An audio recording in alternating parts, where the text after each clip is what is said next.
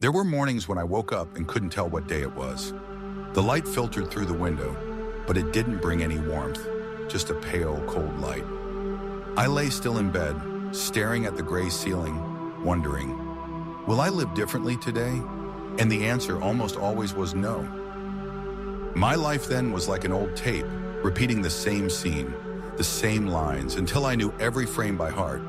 I worked like a machine, going to the company, handling meaningless tasks, smiling politely, then returning to the empty room. There was nothing to look forward to tomorrow, and nothing that could move my heart. My friends gradually dwindled, not because they were bad, but because I gradually withdrew from them all. I was afraid of the polite questions. How are you? Is work okay? Because to answer, I had to pretend. I had to wear a smiling mask, while inside there was only dark emptiness. There were nights when I opened my phone, scrolled through social media, and saw people happy, wedding photos, parties, trips. Each photo was like a reminder that I was standing outside of life. I told myself I was used to it, but in fact, deep inside, boredom was silently eating away at me. I don't know when I stopped dreaming. Before, I used to have plans, big intentions, but gradually, failures, rejections, and even heartaches turned them into fragments of memories. I packed them up, stuffed them in a dark corner, and never dared to open them again. At night, things got worse. I lay still, listening to the ticking of the clock, each second like a drop of water falling into my already full mind. Thought after thought, a mixture of regret for the past and fear for the future. Many nights I thought, if I were gone tomorrow, would anyone notice? The thought was terrifying, but also somewhat comforting, because at least it ended the cycle. In those days, I didn't know that I was at a turning point.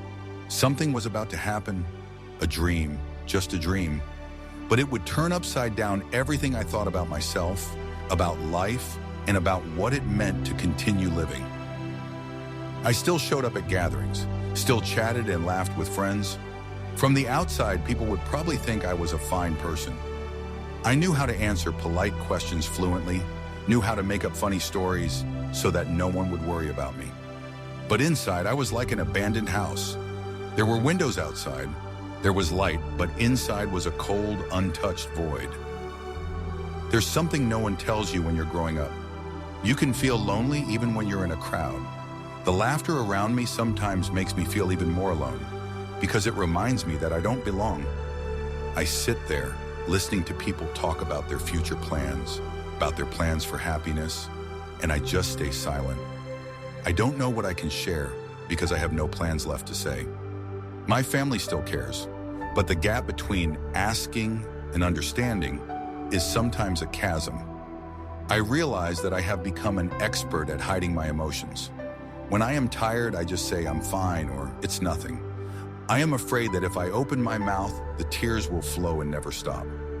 But true loneliness is not about having no one around, but when you feel like no one really sees the real you. I feel like I live behind a thick glass. I can see people. I can hear their voices, but no one can touch me, and I can't step out.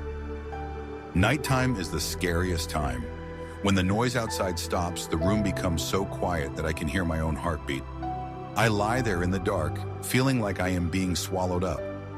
Loneliness is not just a mental state, it becomes a physical pressure, pressing down on my chest, making it hard to breathe. I have forgotten what true peace feels like. Even in moments of so-called happiness, there is still a silent void in my heart, like a wound that has never healed. I don't know what can fill it, and perhaps I have begun to believe that it will always be like that. But I did not expect that just one dream would cause cracks to appear in the thick wall of my heart. Tonight, like many nights before, I lay in the dark, eyes wide open, staring at the ceiling. The room was so quiet that I could hear the clock ticking away. Each tick was like a drop of water dripping into my mind, making the tension in me thicken bit by bit. I turned over, pulled the blanket, then kicked it off again. My body was tired, but my mind refused to stop. Thoughts kept spinning, one question after another. What am I living for? If I disappeared tomorrow, would anyone really notice? The more I tried to push them away, the more they stuck, like darkness clinging to every corner of the room. I tried to open my phone, scrolling through social media in the hope of finding something to distract me. But the smiling pictures and happy stories of others made me feel even more disappointed. The world out there seemed to be still operating vividly, only I was stuck here, a land with no way out. I did not know when I would fall asleep. Maybe when the sun came up, or maybe not. But tonight, in my extreme fatigue, I clearly felt that I was standing on the fragile border between letting go and hope, and I did not know which side I would lean towards tomorrow. I did not know when. The heavy ticking of the clock had faded away, giving way to a gentle silence. My body seemed to relax, and I fell into a fitful sleep. But it was not a normal sleep. I found myself standing in the middle of a vast field. The sky was clear blue, not a cloud in sight, and warm light filled the whole place. A gentle breeze blew by, carrying the faint scent of flowers whose names I didn't know. Each gust brushed against my skin, so gentle that all the tension in me seemed to melt away. I looked around. There were no more cold walls, no more heavy darkness. There was only a vast space, so wide that I could breathe deeply without fear of my chest being squeezed. Each breath brought a new feeling, as if I had just stepped into another world, where sadness and fear did not exist. Then from afar I saw a figure. At first it was just a small dot, but step by step the person came closer. The light around them seemed brighter, warmer than any sunlight I had ever known. And then I saw their eyes. Eyes that seemed to contain an ocean of love, deep but not scary. They smiled. No explanation, no introduction, just a smile that made my heart soften. Then I heard a voice calling, a voice unlike any I had ever heard in real life, but it made me shiver with familiarity. It sounded both far away and right next to my ear. My name. The tone of that voice was both strong and gentle, as if it could erase all the defenses I had ever built. I stood still, unable to say anything. All the things I had hidden, all the things I had endured, were suddenly seen through. But strangely, I did not feel ashamed or afraid.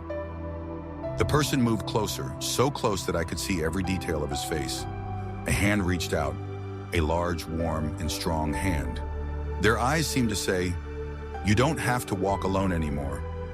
I don't know what I did. I only remember my hand trembling when it touched his. At that moment, a wave of warmth spread throughout my body, dispelling all the coldness that had clung to me all these years. I wanted to ask, "Who are you?" But before I could say the question, the world around me began to blur. The light was still there, but the fields, the wind, and the scent of flowers gradually faded away. I woke up. It was still the familiar room, the same weak yellow light shining through the window. But my heart was different. It was beating fast, not because of fear, but because of a strange feeling. The feeling that the dream was not just a dream. I was still standing there in the middle of the field filled with light. He was right in front of me, so close that I could feel the warmth of his presence. Without introduction, without long preamble, he looked straight into my eyes and said, each word engraved in my mind, "You are not abandoned. I have a plan for you." I couldn't hold back. Tears began to flow, hot and unstoppable. I don't know why I cried so much, but it seemed like those tears had been waiting for years to come. They weren't just tears of sadness, but also of relief, of finally being seen and accepted by someone, even when I was at my worst. I wanted to tell him everything, that I was tired, that I thought no one wanted me anymore. But before I could say anything, he put his hand on my shoulder. It was warm and firm, as if transmitting an invisible force to every fiber of my being, every vein. He continued, "Seek me and you will find yourself." The words rang in my head like a long bell, touching a place deep in my soul that I had never explored. I didn't fully understand what they meant, but somehow I knew they were true. And more importantly, I believed. Strangely, as soon as I heard those words, I felt something distinct. The burden I had been carrying for so long, the obsessions, the fears, the feelings of worthlessness, seemed to fall away. Not completely gone, but so light that I could breathe deeply without feeling weighed down. I looked up to ask him, "How can I find you?" But then the light began to change. It was still bright, but it was gradually shrinking, like the slow setting of the sun. The fields began to disappear, the breezes became fragile, the scent of flowers faded. He smiled, his eyes still gentle, and said softly as a promise, "I will always be near. You just have to call." Then everything went silent. I opened my eyes. The room was dark and quiet. The ceiling fan was whirring, and in the distance, the sound of cars on the road. But my heart was still echoing those words. "Seek me, and you will find yourself." I sat up, my arms wrapped around my chest as if to hold on to the warmth of the dream. I didn't know if this was just a figment of my imagination or something beyond reason, but one thing was certain. I couldn't go on living like this. From that moment, a silent resolution formed. I would find him, by all means. I opened my eyes when it was still dark. The alarm clock had not rung, but sleep had long since left me. My eyelids were still wet, and I realized that I had been crying. Not because of pain, but because of something hard to name, like when a song touches the depths of my soul. The first thing that came to my mind was not work, nor the daily problems. It was the look in his eyes from my dream. That look was still there in my memory, so clear and deep that it made me shiver. And that voice, warm, calm, but full of authority, as if a single sentence could change a person's life. I lay still, my hand on my chest, feeling my heart beating faster than usual. A very strange feeling welled up inside me. It was no longer the familiar emptiness, nor the feeling that I was dragging myself through life. Instead, there was a strong urge. I must find the meaning of this dream. All morning, I could hardly concentrate on anything else. While making coffee, I would smile involuntarily, then stare blankly into space. Every time his image appeared in my mind, I felt as if someone had placed a hand on my shoulder, exactly like the feeling in the dream. Something inside me had changed, like a door had just opened after being locked for many years. When I went to work, I realized that everything around me seemed different. The faces of my colleagues who were usually cold now seemed less distant. The sound of car horns on the street no longer annoyed me as much as it used to. Even the gray sky had a quiet beauty that I had never noticed before. Maybe I was hallucinating, but it seemed like this world had put on a new coat. At noon, sitting alone in a familiar coffee shop, I opened my phone and searched for phrases like, "Dream of light," "Someone said to find me," "Dream with spiritual meaning." A series of articles and stories appeared. Many people had experienced similar dreams, where they met a being, a source of light, or heard a calling. Some called it a spiritual experience. Others believed it was a reminder from God. I read each line, my heart beating faster. The more I read, the more I felt that my dream was not random. Something, or someone, was wanting my attention, wanting me to change the direction of my life. When night fell, I sat by the window, watching the warm yellow street light spread across the street. I remembered the last words in the dream, "I will always be near. You just need to call." I didn't know how to call, nor did I know what I was walking into. But one thing is certain, I cannot ignore that invitation. And so in that quiet night, I began a journey of searching, not only to understand the dream, but also to find myself. From that night on, every morning I woke up with a burning question. Who is the person in the dream? No more sluggish mornings or meaningless boredom. Instead, there was a strange energy, urging me to find the answer. I started by reading everything I could find about spiritual experiences, from personal stories online to academic articles about dreams and even books about the calling of a supreme being. There were stories that made me shiver because of the similarity to myself. They were also stuck, desperate, then suddenly one night dreamed of light and an invitation. But one afternoon, while looking for books at the small store at the end of the street, my eyes suddenly stopped at a simple book cover with the words Bible. I don't remember how I touched it, but when I opened it, the smell of old paper and ink seemed to transport me to another world. From the very first pages, my heart fluttered. The first lines were not simply an ancient story, but also a familiar voice reading to me. There was a sentence, "Before you were formed in your mother's womb, I knew you." I was speechless. It wasn't just a sentence. It was his own words in my dream, as if written before I even existed. I took the Bible home. Every night, I opened a few pages and read slowly. Strangely, each passage I read touched on the deepest questions in my heart. When I questioned my self-worth, I found the promise that I was loved unconditionally. When I remembered my past hurts, I read about forgiveness and healing. Day by day, that book became a silent companion. I didn't understand everything, but I felt one thing clearly. I was being guided. Someone, or he, was whispering through each word. The more I read, the more the world around me changed. Conversations that seemed meaningless suddenly brought me answers to what I had read yesterday. Old friends suddenly contacted me, saying they had returned to the faith. Even the songs playing in the coffee shop contained lyrics that reminded me of my dream. I didn't know if this was a coincidence or if it was part of the plan he had spoken of. But I knew that this journey of searching was not just about deciphering a dream. It was becoming a journey to find a new way of life. And deep down, I had a hunch that if I kept walking, I would meet him again. Not in my dreams, but in this very reality. There was one thing I didn't expect when I started reading the Bible. It not only comforted me, it also shed light on dark corners I had long locked away. At first, I thought this journey was just to learn about the one in my dreams, to feel more at peace. But the more I read, the more I felt like I was standing in front of a giant mirror, not reflecting my face, but my whole soul, naked, without disguise. I realized that I had been running away from pain for many years. I blamed the circumstances, the people who abandoned me, the unjust events. I thought I was a victim. But the truth is that I had also hurt others, sometimes with silence, sometimes with harsh words uttered in anger. There were memories that I thought I had buried that suddenly came flooding back. The image of me coldly turning my back on the friend who needed me the most.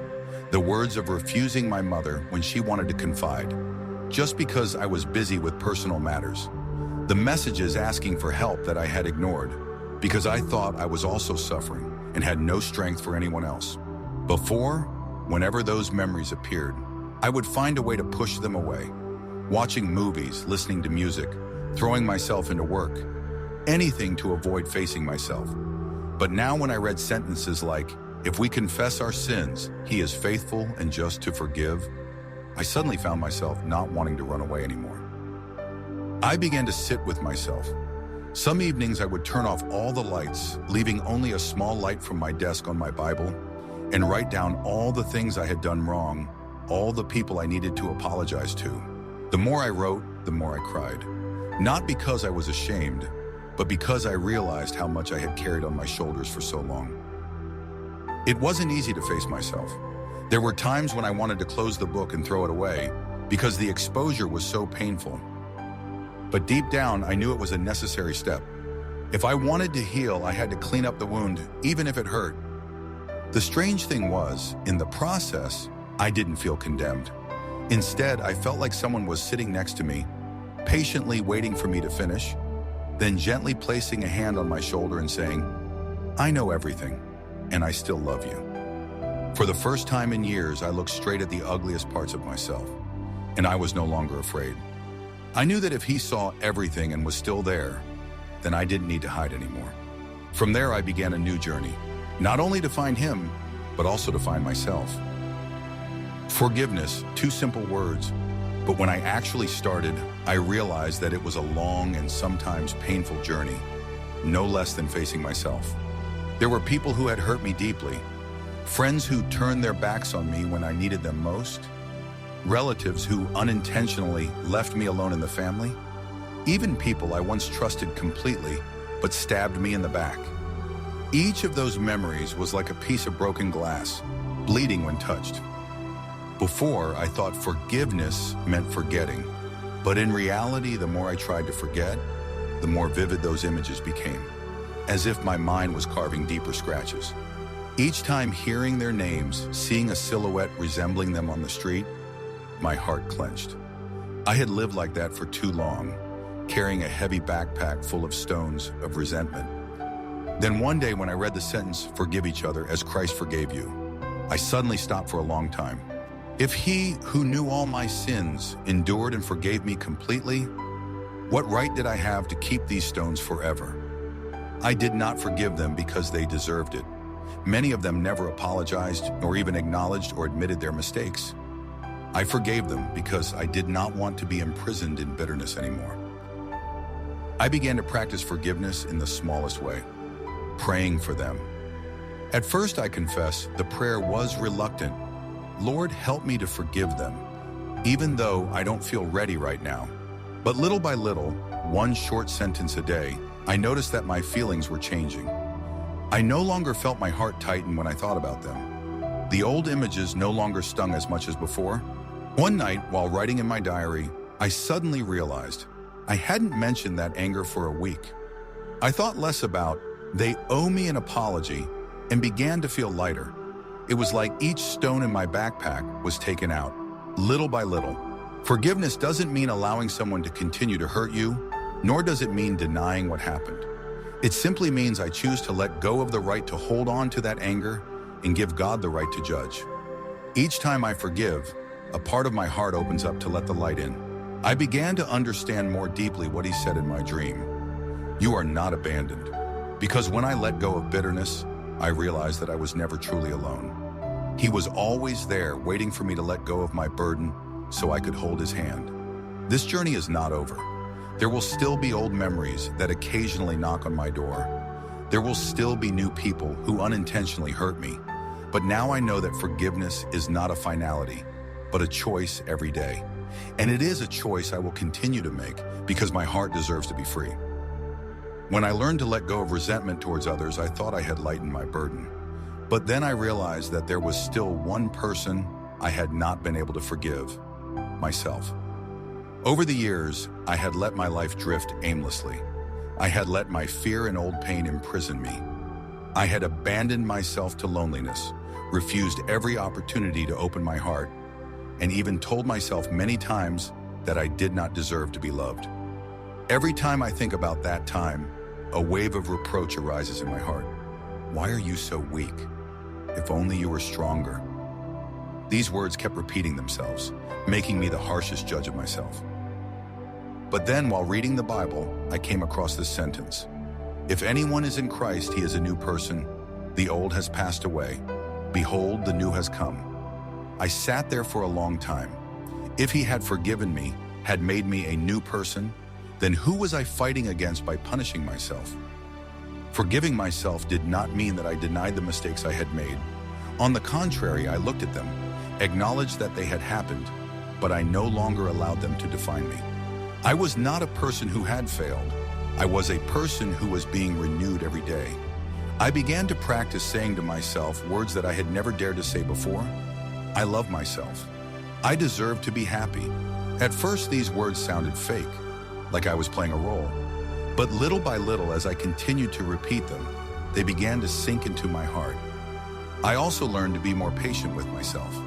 If one day I found myself returning to negative thoughts, I no longer scolded myself, but gently reminded myself, today was not good, but tomorrow will be different.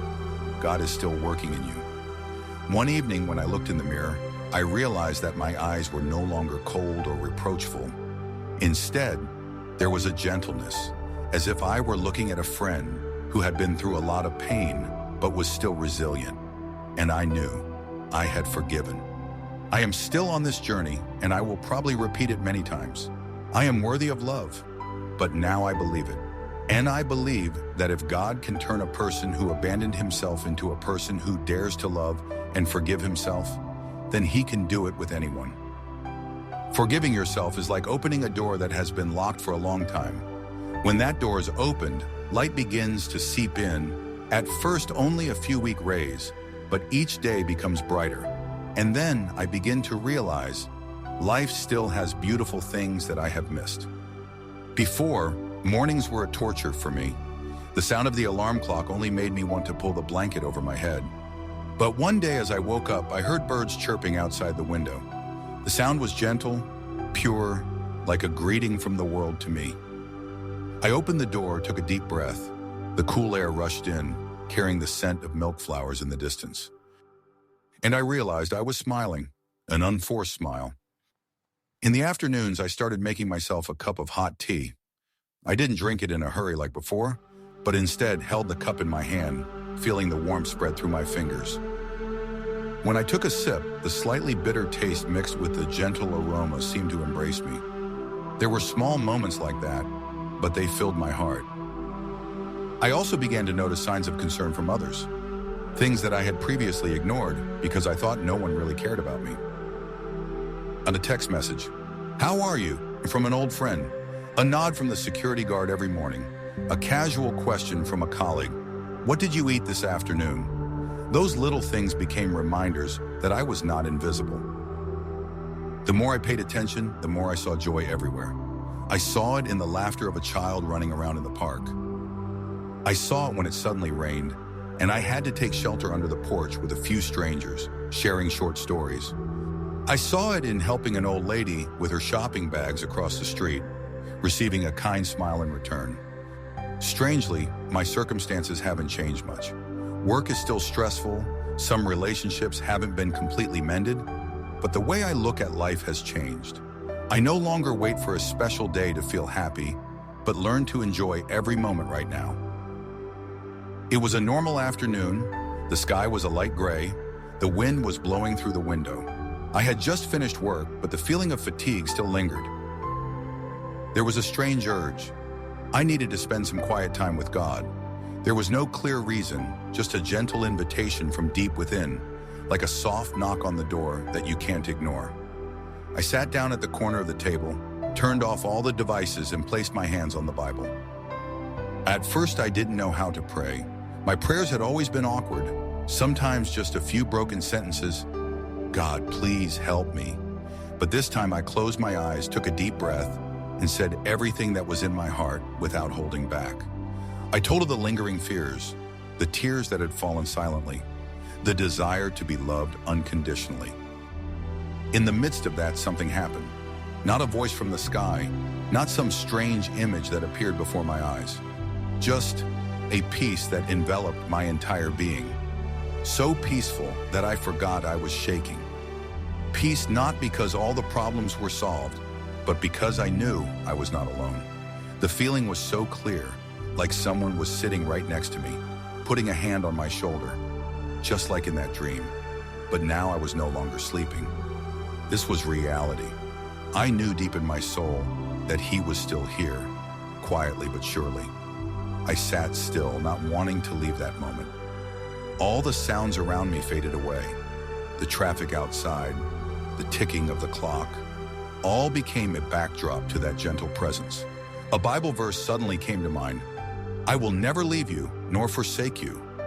I don't know where I remembered it from, but it rang out like a personal promise. Tears fell, no longer tears of despair, but tears of gratitude. I realized He didn't just appear in my dreams to comfort me once and then disappear. He had always been here, through every day I thought I was abandoned. It was just that before, I was too lost in the darkness to notice. When I opened my eyes, everything around me was the same.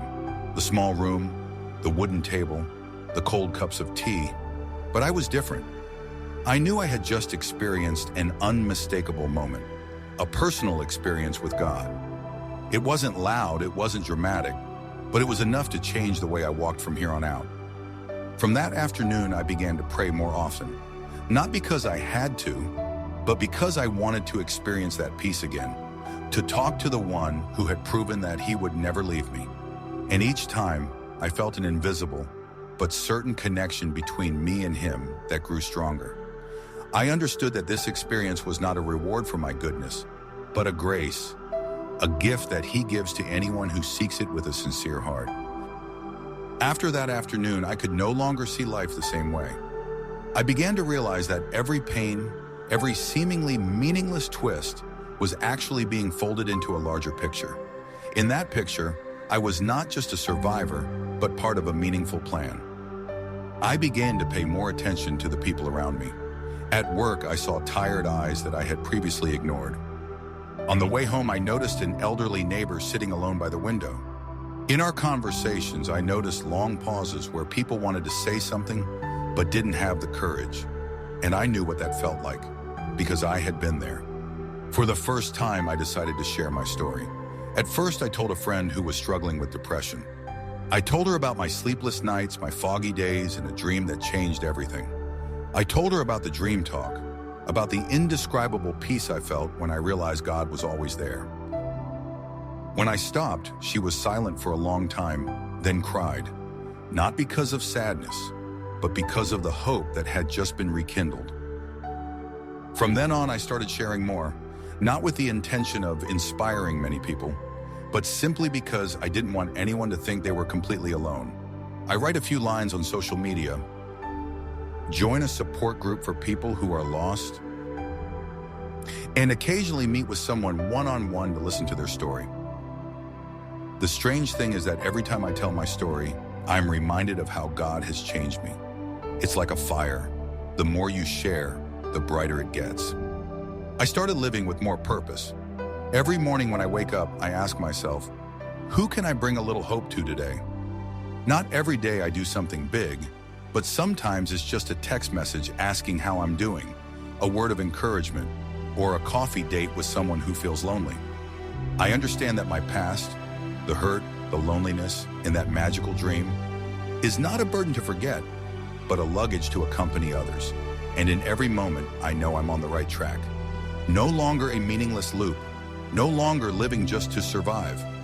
Now I live to love, to support, and to continue telling my story, because who knows, somewhere, there might be someone who needs to hear it to find hope again.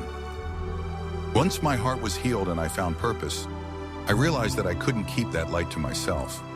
It's like lighting a candle in a dark room. Only when you share, the light spreads and dispels the darkness around you. I started volunteering.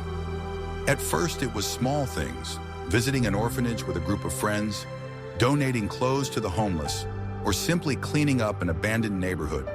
But each time I volunteered, I felt a deep joy, not because I was helping anyone, but because I saw God using my own story to touch others. Then I found a community of faith where people shared, prayed, and supported each other. There I met people who had suffered even more than I had, but their eyes still lit up when they talked about hope. They became my second family, a family not bound by blood, but by love and shared faith. The more I got involved in the community, the more I realized that light doesn't spread only through great actions. Sometimes it comes from listening to a story without judgment, or smiling at a stranger having a bad day. I've learned to see each person as God does, not for their faults or circumstances, but for their value and potential. My life, which was once a picture of gray, is now colorful and vibrant. I no longer see myself as an outsider in the world's story. Instead, I am part of a flow of love that is spreading, reaching the corners where the light has not yet reached. There are days when I am still tired, still facing challenges, but I am no longer afraid of the darkness. Because I know in my hand there is always a light. And this light is not just for me, it is a gift to give, so that someone who is lost can also find their way home. That dream was more than just a different night's sleep.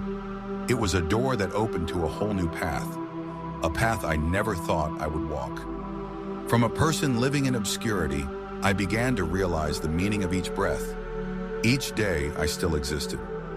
I understood that the important thing is not how beautiful the dream is, but the steps I take after waking up. That dream planted a seed of hope, and each choice, my purpose from then on, was to water it, to make it grow into a strong, tall, far-reaching tree. I found myself not in success or praise, but in the unconditional love of the one who called me by name in the field of light that day. He loved me before I knew him, was there when I thought I was lost, and is here now, to accompany me, guide me, and surround me with a peace the world cannot give. If you are weary, wondering if life is worth continuing, remember, a single moment can change everything, and you are never truly alone, even if you don't realize it. There is a hand outstretched, waiting for you to take it. My life changed forever after that magical dream, a single moment that opened the door to new life, peace, and true purpose. If you are feeling tired, lost, or lonely, believe that big changes can start from a small moment. You are never alone on this journey, and hope is always there. If you want to continue to hear inspiring stories, Don't forget to subscribe to the channel and turn on the notification bell so you don't miss any videos. Let's share hope and spread light to everyone around. Thank you for joining us.